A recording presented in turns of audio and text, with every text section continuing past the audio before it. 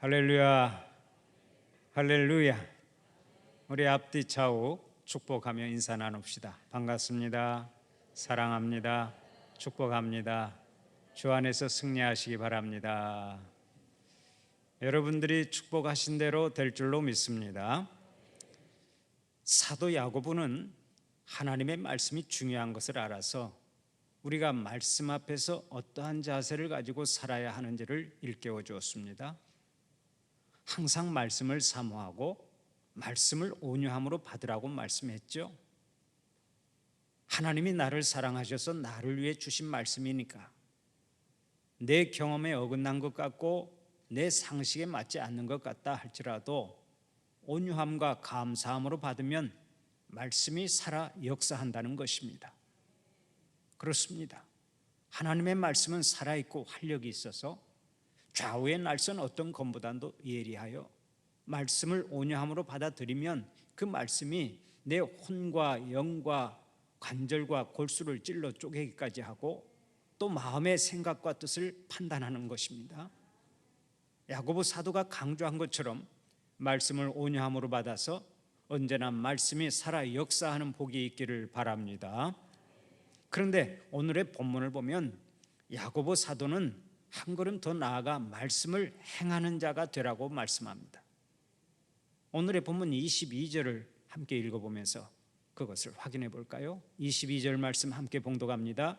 너희는 말씀을 행하는 자가 되고 듣기만 하여 자신을 속이는 자가 되지 말라. 아멘. 말씀을 듣기만 하지 말고 행하는 자가 되라고 강조하죠. 물론 듣는 것은 매우 중요합니다. 말씀을 들을 때 깨닫게 되고 말씀을 들을 때 은혜를 받고 말씀을 들을 때 믿음이 생기기 때문입니다. 먼저 말씀을 들을 때 역사가 일어나는 것입니다. 그래서 말씀을 듣는 것에 대해서 조금 더 생각을 해보려고 합니다. 우리가 아는 대로 듣는다고 하는 것은 아주 중요한 일입니다. 그러므로 말씀은 늘 경청해야 합니다. 할 수 있는 대로 많이, 할 수 있는 대로 깊이, 할 수 있는 대로 빨리 들어야 합니다. 온 마음과 온 정성을 다해서 들어야 합니다. 신앙은 듣는 자세가 어떠냐에 따라서 좌우됩니다. 제가 목회자이지만 교인들의 신앙이 어떻게 자라고 있는지를 다 알 수는 없습니다. 그러나 성도의 신앙이 어느 정도로 자랐는지 또 어떻게 자라고 있는지를 가늠할 수 있는 길이 있습니다. 바로 말씀을 듣는 자세를 보면 알 수 있습니다. 눈을 멀쩡히 뜨고 있지만은 저 사람은 듣지 않고 있다. 저 성도는 애당초 들을 마음이 없다. 저 성도의 마음은 지금 딴 데로 가 있다 하는 것을 제가 왜 모르겠습니까? 아이고, 항존직 선거가 있는데 설교나 빨리 끝내면 좋겠다, 그런 생각을 하고 말씀을 받는 성도들이 혹시 있다면 제가 그것을 간파할 수가 있습니다. 학교에서 학생들을 가르치는 선생님들도요, 학생들의 강의 듣는 자세를 보면 굳이 시험을 보지 않아도 학생들의 실력 정도를 가늠할 수 있다고 하지 않습니까? 저 학생은 우등생이다, 저 녀석은 낙제하겠구나 하고 충분히 가늠할 수 있다는 거죠. 말씀을 듣는 일도 같은 이치입니다.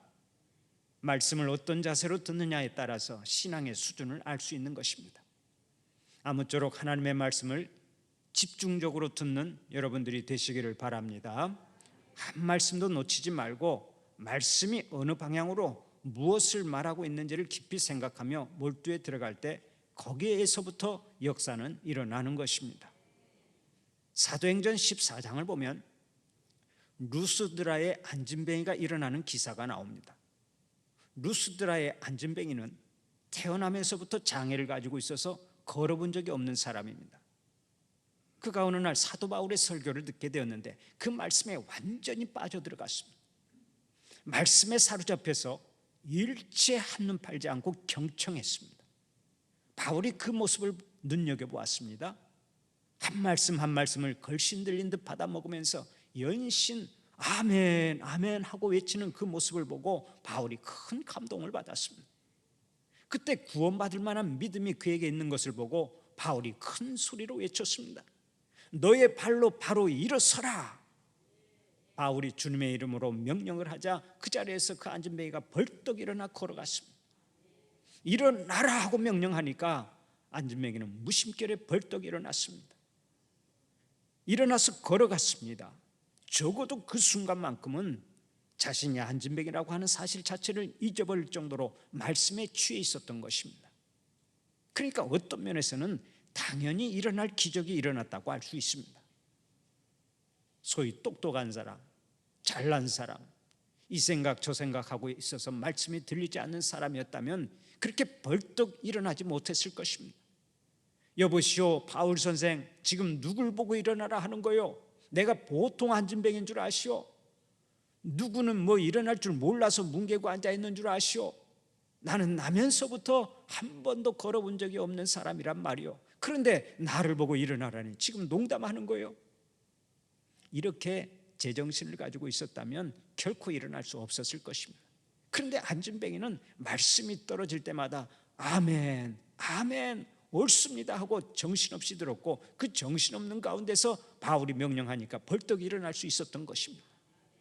잊지 마십시오. 말씀은 이런 자세로 들어야 하고 이런 자세로 받아야 되는 것입니다.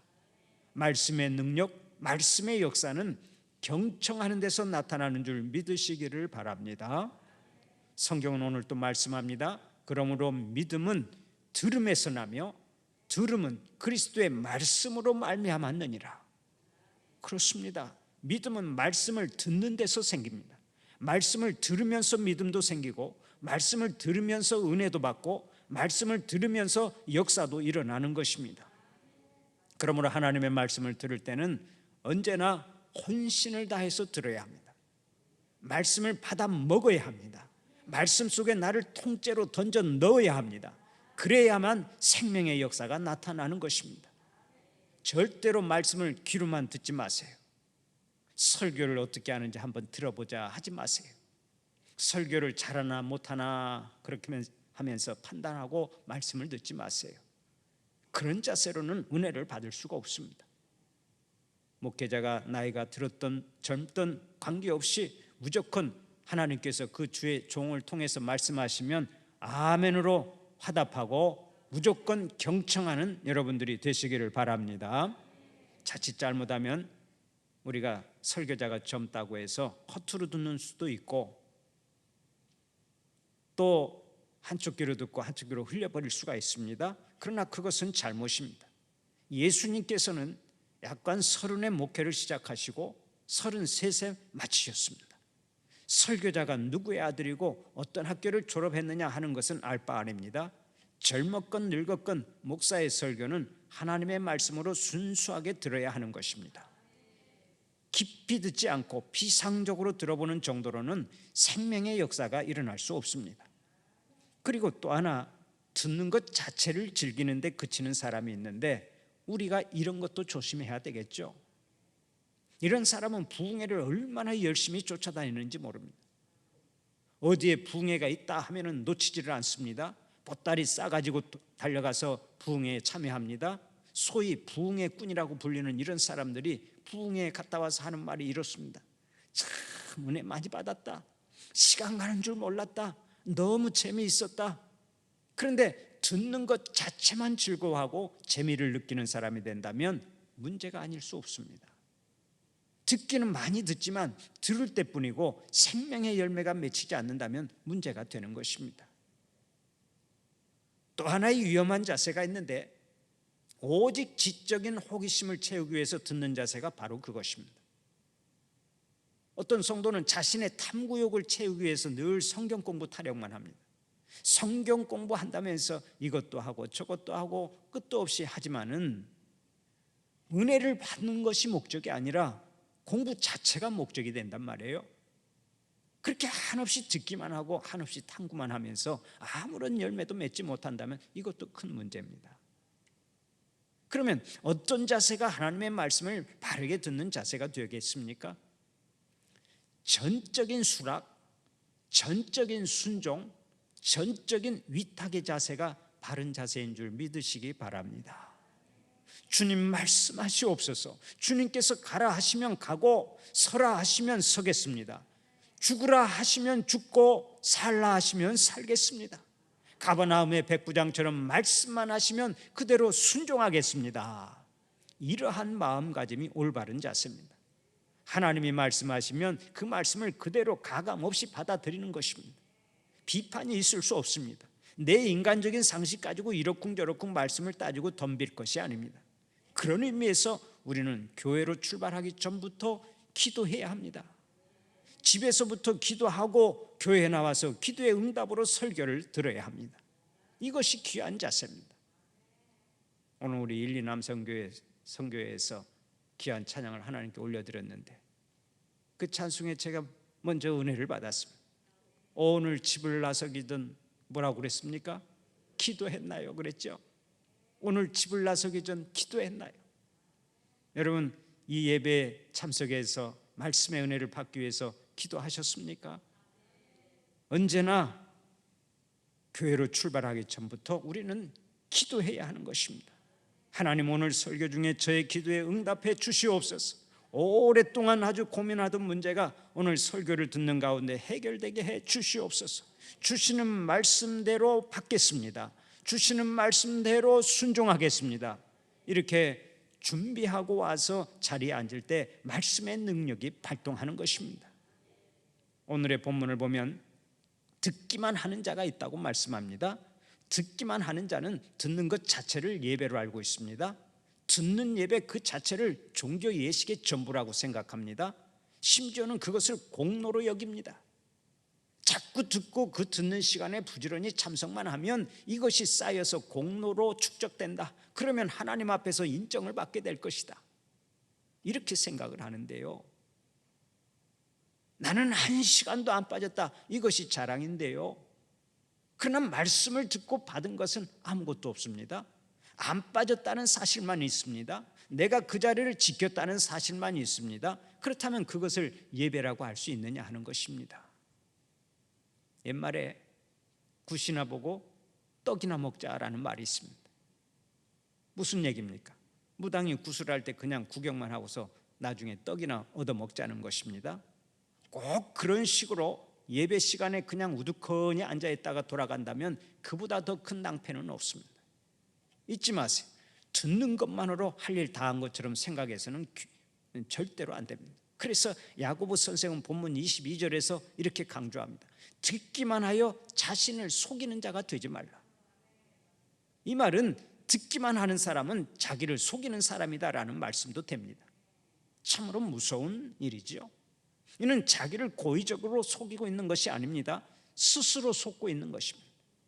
듣기만 하고 행하지 않았더니 어느 사이인가 아예 체질화된 것입니다. 아는 것으로 생각해 왔는데 실상은 아는 것이 없습니다. 능력이 있는 줄 알았는데 실상은 아무런 능력도 없습니다. 심지어 중생한 줄 알았는데 시험을 당하고 보니까 중생한 것도 아니었습니다. 이것이 다 스스로 속은 것입니다. 얼마나 불행한 일입니까? 머리에 추상적인 지식만 들어있을 뿐 말씀의 능력이 나타나지 않으면 그것이 비극인 줄 아시기를 바랍니다. 우리가 아는 대로 행함이 없다면 그 참 뜻을 알 수가 없습니다. 참 능력을 알 수가 없고 신비한 것도 알 수가 없습니다. 우리가 책상머리에 앉아서 말씀을 듣기만 한다고 생각해 봅시다. 도무지 알 수가 없습니다. 나가서 실천해 보고서야 비로소 알게 되는 것입니다. 예를 하나 들어봅시다. 우리 주님께서 용서하라 하고 말씀하셨는데 과연 원수까지도 용서하는 것이 좋을까 나쁠까, 가능할까 불가능할까 하고서 어쩌고 저쩌고 하는 것은 다 소용이 없단 말입니다. 누구라도 용서하라라는 말씀을 들었다면 가서 용서하는 것입니다. 즉각 용서해 봐야 그 말씀의 뜻이 무엇인지를 알 수 있습니다. 용서의 기쁨이 바로 이것이로구나 하고 깨달을 때 엄청난 은혜를 받을 수가 있습니다. 이렇게 해봐야 아는 것입니다. 내 이웃을 사랑하라, 겸손하라, 봉사하라, 기도하라, 전도하라 하고 말씀하실 때 그 말씀대로 순종하고 실천해야 은혜가 있습니다. 옛날 미국의 어떤 교회에 일찍 홀로 되어서 자녀들을 키우며 어렵게 살았던 한 여자 집사님이 있었습니다. 그런데 그처럼 어렵게 살면서도 주일날이면 교회에 나와서 어김없이 5센트씩 헌금을 했습니다. 그 집사님에게는 5센트가 그 당시에는 큰 돈이었습니다. 그러던 어느 날 장로님이 그 사실을 알게 되었습니다. 매주 그 집사님의 20배나 되는 헌금을 하던 장로님이 그 사정을 알고서 여인을 불러 말했습니다. 집사님, 주일마다 5센트씩 헌금하기가 얼마나 어려우십니까? 이제부터는 제가 대신해서 내드릴 테니까 앞으로는 헌금하려고 너무 애쓰지 마십시오. 얼마나 고마운 말입니까? 그러나 집사님은 즉각 이렇게 말했다고 합니다. 장로님, 제가 하나님께 매주 5센트씩 바치면서 경험하는 그 은혜를 왜 빼앗아 가려고 하십니까? 그리고는 울음을 터뜨렸다고 합니다. 생활이 어려운 가운데서도 바쳐본 사람만이 은혜를 아는 것입니다. 하나님께 바쳐본 사람만이 그 신비한 능력을 알게 되는 거예요. 요한복음 2장을 보면 가나의 혼인잔치 이적 사건이 나옵니다. 혼인잔치에서 포도주가 떨어졌습니다. 그때 마리아가 예수님께 나와 청하면서 하인들에게 이렇게 말합니다. 주님께서 무슨 말씀을 하시든지 너희는 그대로 행하라. 예수님께서 마지못해 청을 받아들이시고 항아리에 물을 채우라 하고 말씀하셨죠. 하인들이 그 말씀에 순종하여 물을 길어다가 붓고 또 붓고 해서 아구까지 채웠습니다. 그때 그 물이 변해서 포도주가 되었습니다. 사람들이 깜짝 놀랐습니다. 그때 성경은 말씀합니다. 물떠온 하인들은 알더라. 그 포도주가 어디서 왔는지, 좋은 포도주를 왜 나중에 놓았는지를 사람들은 잘 몰랐습니다. 그러나 물을 직접 길어다 부은 하인들은 그 특별한 은혜를 알고 있었다는 것입니다. 그렇습니다. 말씀을 듣고 행하는 사람만 말씀의 능력을 알고 말씀의 신비한 은혜를 경험하는 것입니다. 사랑하는 우리 성도들은 말씀을 듣고 말씀에 순종해서 늘 말씀의 신비한 은혜를 체험하고 돌아가는 여러분들이 되시기를 바랍니다. 이제 본문 23절 24절 말씀을 다시 한번 함께 읽어볼까요? 23절 24절 말씀 같이 봉독합니다. 누구든지 말씀을 듣고 행하지 아니하면 그는 거울로 자기의 생긴 얼굴을 보는 사람과 같아서 제 자신을 보고 가서 그 모습이 어떠했는지를 곧 잊어버리거니와. 아멘. 지금 앞에 거울이 있습니다. 얼굴을 쳐다봅니다. 머리가 헝클어져 있습니다. 그러면 어떻게 해야 되겠습니까? 빗을 가지고 머리를 바르게 빗어야 합니다. 얼굴이 더럽습니다. 그러면 가서 물로 깨끗하게 세수를 해야 합니다. 바로 이것 때문에 우리가 거울을 봅니다. 머리가 헝클어져 있고 얼굴이 더러워져 있는데 그냥 다른 일을 하려고 깜빡 잊었다면 거울을 본 의미가 없어져 버리는 것입니다. 그러면 여기서 거울은 무엇을 상징합니까? 바로 하나님의 말씀을 상징합니다. 우리가 하나님의 말씀을 들을 때 늘 이러한 마음이 있어야 합니다. 오 하나님, 말씀의 거울을 통해서 내 모습을 바르게 바라보기를 원합니다. 저의 문제점은 무엇입니까? 제가 고쳐야 할 점은 무엇입니까? 제가 깨끗이 씻어버려야 할 더러운 죄는 무엇입니까? 그것을 바르게 볼 수 있도록 해 주시옵소서. 그러나 이것이 다는 아니죠. 이것은 시작에 지나지 않습니다. 이것을 깨달았다면 이제 나가서 실천해야 합니다. 씨 뿌리는 비유를 한번 생각해 보시기 바랍니다. 씨 뿌리는 자가 좋은 땅에 씨를 뿌렸습니다. 혹 100배, 60배, 30배의 결실을 맺기 위해서는 적어도 4단계를 거쳐야 합니다. 첫째로 씨를 뿌려야 합니다. 말씀을 듣는 단계라고 할 수 있죠. 믿음은 들음에서 나온다고 했습니다. 하나님의 말씀을 듣지도 않았는데 어떻게 믿음이 생기겠습니까? 우리가 사모하는 마음으로 말씀을 부지런히 들어야 믿음이 생기고 또 믿음의 열매를 거둘 수가 있는 것이죠. 둘째로 싹이 터야 합니다. 이것은 깨닫는 단계라고 할 수 있습니다. 하나님의 말씀을 통해서 깨닫는 은혜가 우리에게 있어야 합니다. 나의 문제점이 무엇이고 내가 고쳐야 할 점은 무엇인지 이것을 깨달아야 합니다. 그래서 말씀을 우리가 들을 때는 이렇게 기도를 해야 됩니다. 오 하나님, 저에게 깨닫는 은혜를 주시옵소서. 셋째로 꽃을 피워야 합니다. 씨를 뿌려야 하고, 두 번째로는 싹이 터야 하고, 세 번째는 꽃을 피워야 돼. 깨달았으면 작정하는 마음이 있어야 합니다. 내가 이렇게 살아서는 안 되겠구나. 내가 이제는 이렇게 살아야 되겠구나 하는 결심이 서야 한다는 말씀입니다. 마지막으로 네 번째로는 열매를 맺는 단계가 필요하죠. 깨달은 것을 실천에 옮겨야 합니다. 그래서 100배, 60배, 30배의 결실을 맺을 수가 있는 것입니다. 창세기 5장에 보면 에녹이라는 사람이 나옵니다. 그는 65세에 자기 아들 무두셀라를 낳았습니다. 그가 무두셀라를 낳기까지는 아무렇게나 살았습니다. 되는 대로 살았습니다. 그런데 아들을 낳고 보니까 하나님 아버지의 심정을 알 수 있었습니다. 그는 아들을 통해서 하나님의 음성을 듣게 된 것입니다. 너는 그렇게 살아서는 안 된다. 고쳐야 할 것을 고쳐라. 그는 깨달았습니다. 아, 내가 잘못 살았구나. 내가 바르게 살지 못했구나. 그는 결심했습니다. 내가 이제부터라도 하나님 아버지를 기쁘시게 하는 삶을 살아야지. 그는 결심한 것으로 끝내지 않았습니다. 결심한 것을 실천에 옮겼습니다. 그로부터 300년 동안 그는 하나님과 더불어 동행하는 삶을 살았습니다. 그 결과 어떻게 되었습니까?